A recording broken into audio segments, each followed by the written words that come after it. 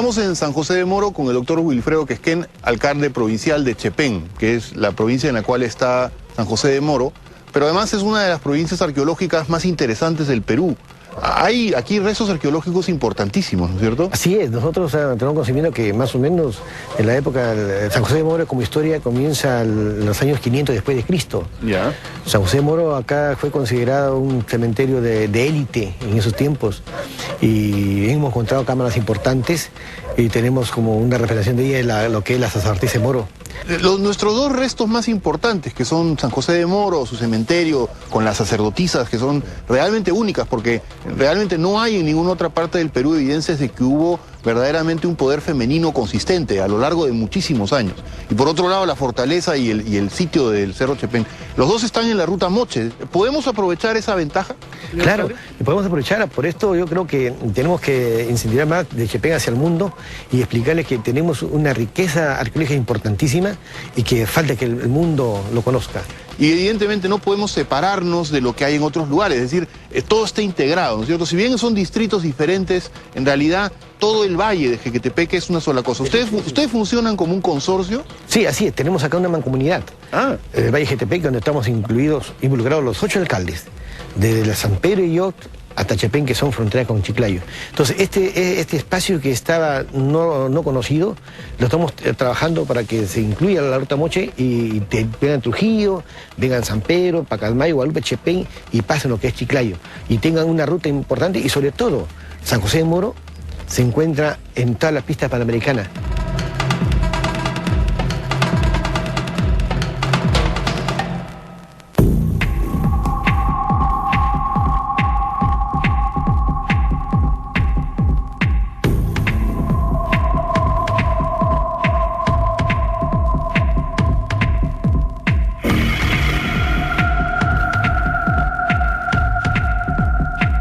Uno de los periodos más complicados para entender el desarrollo del Valle de Jequetepeque es precisamente el final de Moche.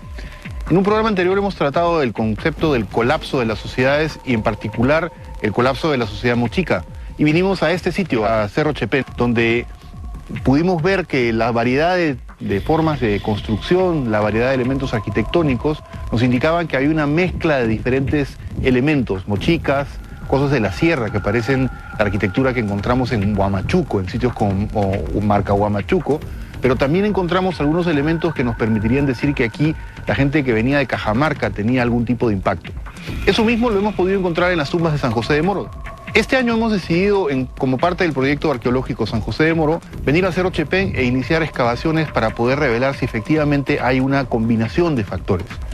Estas excavaciones están a cargo de Solciré Cusicanqui, miembro del proyecto arqueológico San José de Moro, ¿no? Y arqueóloga de la Universidad Católica. Solciré, ¿por qué hemos excavado en esta zona precisamente? Bueno, esta zona está orientada precisamente a esta estructura principal, que es una estructura ceremonial, que a su vez está orientada a San José de Moro, ¿no? Además, cuando hicimos la prospección encontramos que había cerámica mochica, Cajamarca y Huari, como tú justo habías mencionado. Esta estructura que vemos aquí, que es un templo rectangular rodeado de una pared perimétrica también rectangular, se parece mucho a cosas que hemos visto en maquetas que hemos excavado en San José de Moro, ¿no? Sí, justamente hace unos años se excavó una tumba devota donde salió una maqueta cuadrangular con cuadrados concéntricos y cuando vinimos al sitio encontramos exactamente lo mismo en este sector, ¿no?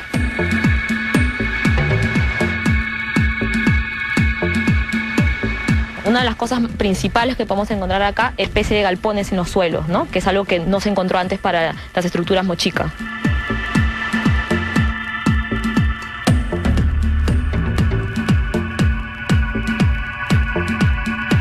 La cerámica aquí es predominantemente mochica. ¿Cómo explicar esa combinación de factores? Lo que probablemente está sucediendo es que están conviviendo en un momento o tal vez están aliando, tal vez en el colapso, ¿no? Como una manera de tener un poco más de poder asociándose a estas culturas más fuertes que vienen de la sierra. Este es un fragmento de cerámica de justamente esa época que ha sido encontrado en las excavaciones que se están haciendo aquí. Es interesante porque la forma, ¿no?, y la decoración lo ligan directamente con tradiciones cerámicas y tradiciones culturales que están relacionadas con Huari. Los Huari, esos mismos de Cajamarca, ¿no?, que se expandieron por una buena parte de la parte sur del Perú, aparecen aquí. Digamos, tenemos que ligar, ¿no es cierto?, lo de San José de Moro con lo que está pasando aquí. ¿Tú ves muchas diferencias entre San José de Moro y el Cerro Chepén? No, es exactamente lo mismo que está pasando en San José de Moro, ¿no? Tenemos un momento aquí donde está conviviendo todo este tipo de estos tres tipos de cerámica de diferentes culturas, y en San José de Moro vemos exactamente la misma cerámica. Estos fragmentos los encontramos en los pisos de San José de Moro, y encontramos cerámica cajamarca en tumbas mochica, ¿no?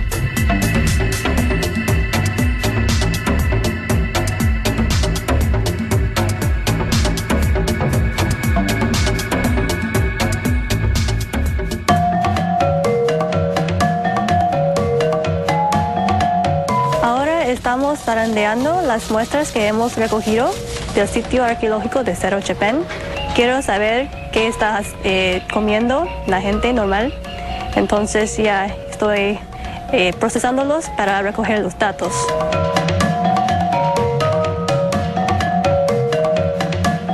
Creo que en Cerro Chepén había menos tipos de mariscos. Hay mucho cuy, mucho llama. Pero creo que en San José de Moro había mucho más comida y de diferentes tipos, ¿no? Y en Cerro Chepén creo que había algunos tipos de comida que son diarias, ¿no?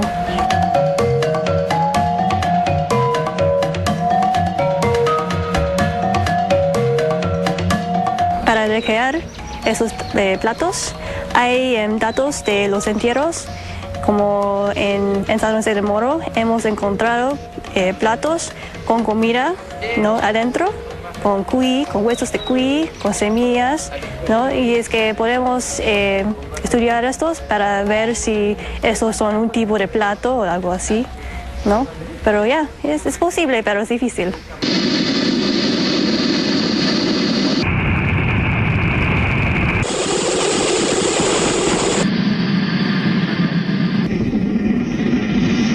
Otra forma de mirar al Cerro Chepén y a las estructuras que encontramos aquí es tratar de entender qué otros elementos, por ejemplo el sonido,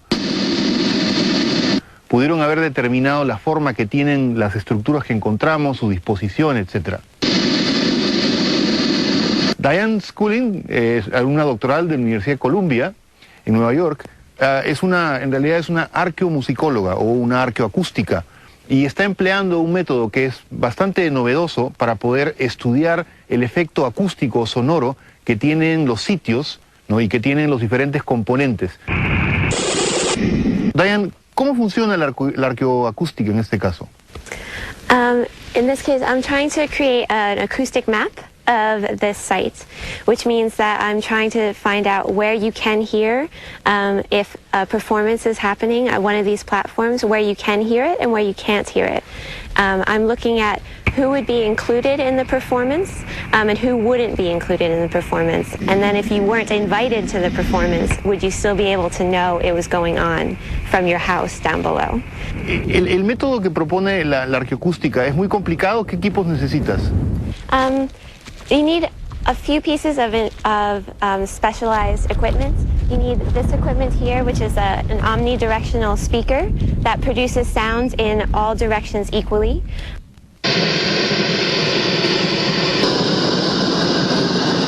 And then you also need another piece of equipment, which is this, which is a sound level meter, in order to record the volumes of sound at different parts of the site. That you play the sound, and then people walk away from the sound and take points and measure volumes at different areas. And then that's put into a computer and it generates a map. Eso es central, pues, porque si aquí hay un festival, un ritual, con gente gritando, haciendo música, tocando tambores, evidentemente queremos saber cuál es el ámbito que es contemplado por eso. Tenemos la idea también de que en realidad todas las quebradas pudieron haber servido como una suerte de enorme anfiteatro, ¿no es cierto? Yes. Con un efecto sonoro, o sea, es decir, que esto que vemos ahora como un asentamiento, como una ciudadela, quizás fue un inmenso teatro, ¿no? ¿Has medido desde abajo, o sea, si se paran a hacer representaciones en la parte llana del sitio, la que fue destruida hace unos días, ¿no es cierto?, lamentablemente, ¿podríamos desde ahí emitir sonido que fuera, digamos, afectar a todo el sitio?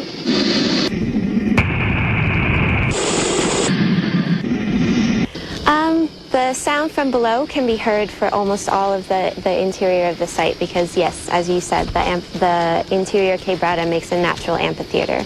And that works for both performances and also if people are invading from that direction, you'd be able to hear them before you'd be able to see them and you'd know that they were coming.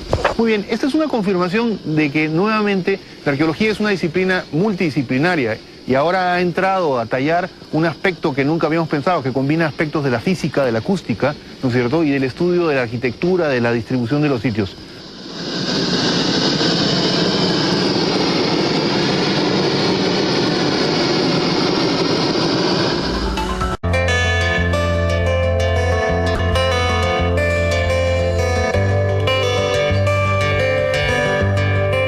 Estamos en este momento en lo que fue la antigua hacienda de Lurifico, en las afueras de Chepén. Una hacienda enorme, evidentemente sumamente productiva, que requirió el desarrollo de una infraestructura gigantesca como la que podemos ver aquí y que se ha conservado en parte en realidad porque, como podemos ver, ha sido sujeto de invasiones, depredaciones, etc., ¿no? Pero sin embargo todavía queda algo de la estructura original como para hacernos una idea de cómo fue la vida en estas antiguas plantaciones y haciendas de la costa norte. Aquí no solamente habitaron nuestros antepasados precolombinos, sino que a lo largo de la colonia y la república, ¿no?, estas tierras fueron reorganizadas para convertirse en unidades productivas, en encomiendas y luego en haciendas, ¿no? Lurifico fue famoso como una hacienda algodonera, una hacienda de caña, ¿no es cierto? Y últimamente toda esta región se ha convertido, gracias a la influencia de los chinos que llegaron más o menos a mitad del siglo pasado, el siglo XIX en realidad, ¿no?, se convirtió en una zona arrocera, ¿no? Lamentablemente, como podemos ver, los restos de este pasado un poco más reciente están siendo sujetos del mismo grado de depredación que encontramos con los restos arqueológicos, ¿no? Ojalá que podamos recuperar la hacienda Lurifico, que debe ser parte de nuestro patrimonio cultural, porque es realmente tan importante como documento de nuestra historia, como las cosas que encontramos en las huacas y en los templos de los mochicas o los chimúes. Pero los documentos históricos generalmente no nos hablan en detalle de lo que realmente pasaba en estas comunidades y pueblos agrícolas en el siglo XVIII, XIX, de cómo vivía la gente, de qué comía, de cómo se producía. Y por lo tanto, una aproximación arqueológica puede ser una aproximación interesante para poder recuperar esos testimonios que se han perdido.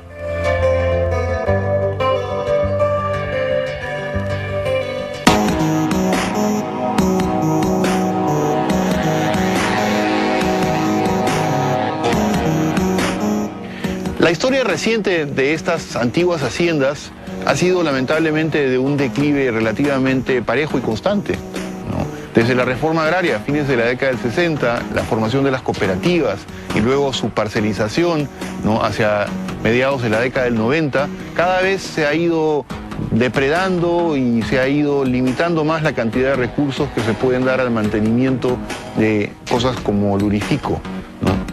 Entonces, estamos ante esta situación. Vamos a visitar otras haciendas, vamos a pasearnos por aquí, por el Valle de Jequetepeque para ver. Porque cuando las haciendas se constituyeron, el valle fue dividido en pedazos, ¿no?, entre las haciendas que controlaban territorios bastante extensos y que en algún momento además se convirtieron en la forma predominante de propiedad.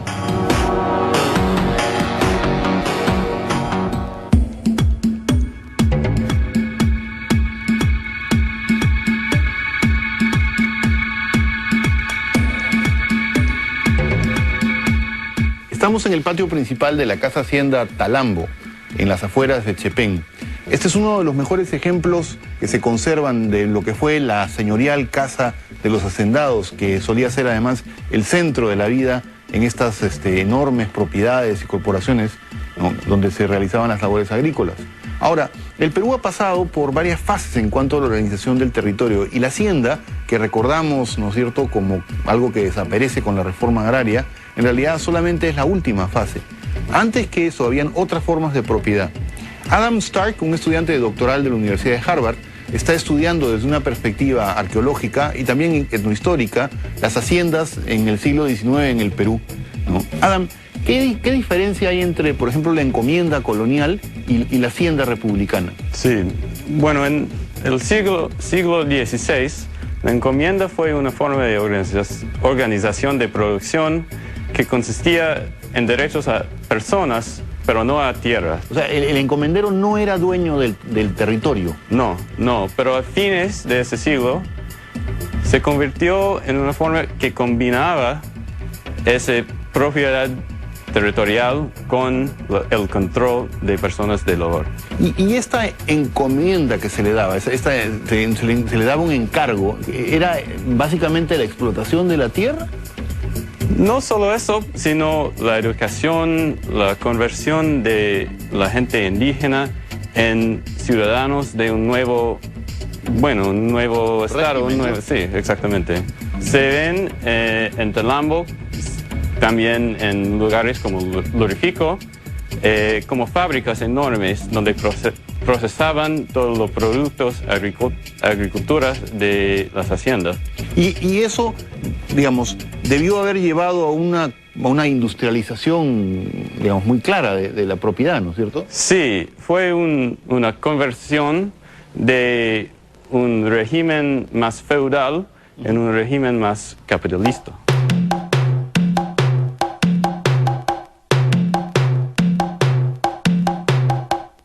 ¿Por qué una perspectiva arqueológica para investigar las haciendas? Es decir, tenemos muchos documentos, las haciendas no son un fenómeno tan antiguo, ¿no? Hay hasta películas, podemos encontrar todo tipo de documentación. ¿Qué aporta una aproximación arqueológica para entender este fenómeno económico que son las haciendas?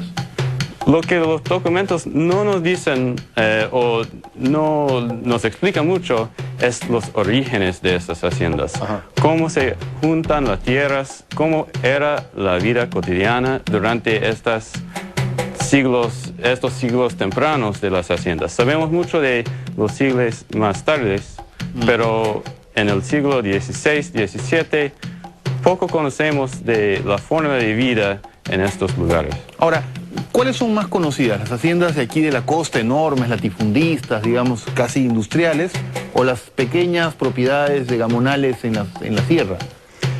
Las haciendas de la costa son mejores estudiadas que las haciendas más pequeñas de la sierra. En la sierra fueron, como dijo usted, más pequeños, eran diferentes formas de producción, diferentes productos, digo, y sabemos muy poco sobre ellos. Así que la arqueología puede dar unos datos muy importantes, muy reveladores sobre la organización de estas haciendas.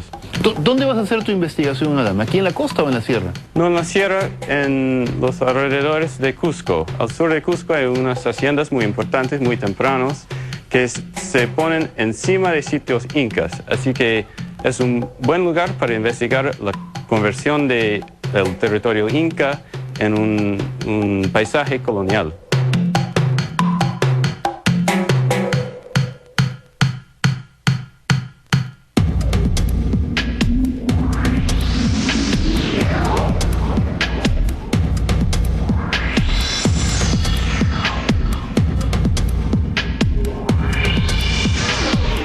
Uno de los sitios chimú más importantes del Valle de Jequetepeque y uno de los menos estudiados es Calera de Talambo.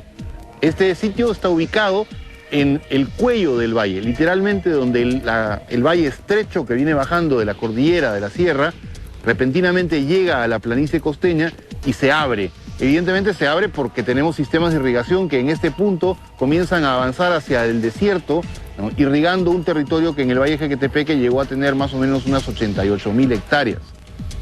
El centro que tenemos aquí, que tiene funciones evidentemente religiosas, pero también administrativas y ceremoniales, ¿no?, va a estar en un lugar estratégico que le permite a la gente que vive aquí, ¿no es cierto?, directamente mirar a la abertura del valle, controlar por lo tanto la zona donde los canales de irrigación salen y comienzan a proyectarse para el resto del valle. Imagínense el poder que eso significa, es decir, las personas que están aquí pueden en un momento parar el agua y por lo tanto dejar sin agua a miles de personas a kilómetros de distancia.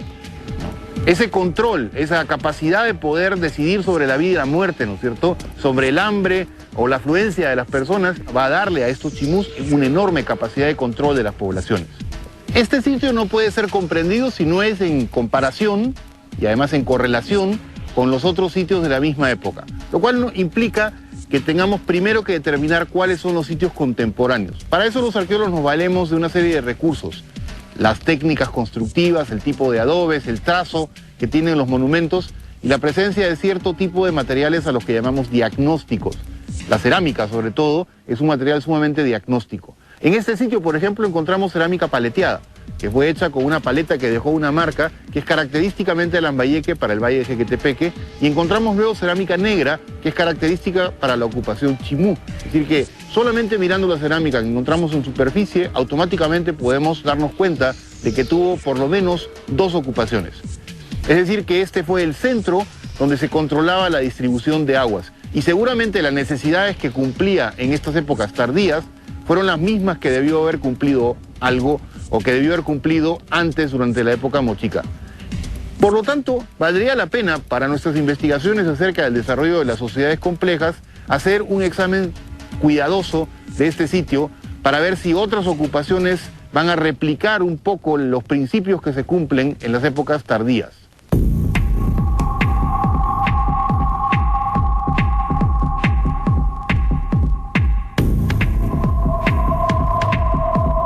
Este es el cuello del valle del río Jequetepeque, probablemente el lugar más estratégico de todo el valle, puesto que aquí el estrecho valle que viene bajando desde la sierra se abre súbitamente aprovechando la planicie costeña y se va a ir hacia Talambo y Chepén, hacia San Pedro de Yoc por el otro lado y hasta Poémape.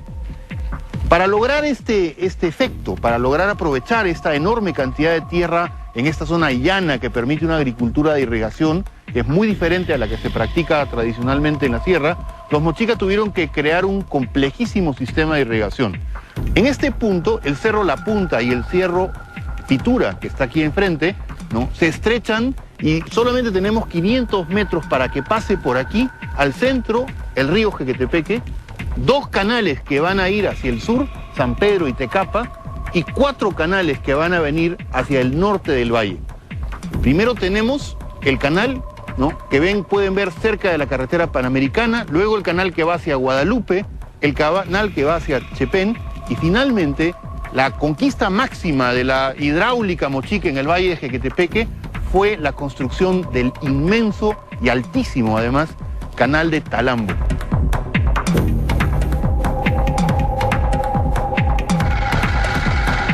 Este es el canal de Talambo, el más grande de todos y probablemente la obra cumbre de la hidráulica precolombina en el valle de Jequetepeque.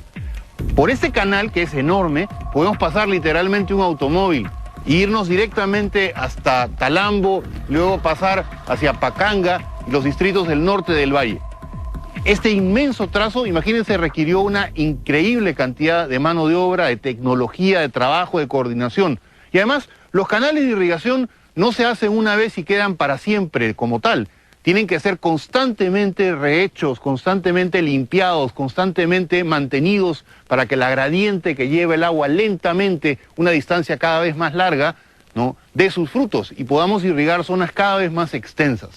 Evidentemente, en esta zona tenemos los resultados de un trabajo colosal, de una sociedad capaz de organizar un esfuerzo enorme y sobre todo, porque es el tema que estamos investigando en este programa, de integrar una región, de articular lo que fueron probablemente en algún momento pequeños núcleos desarticulados en una sola región, una zona área que se organiza por medio de un sistema como este.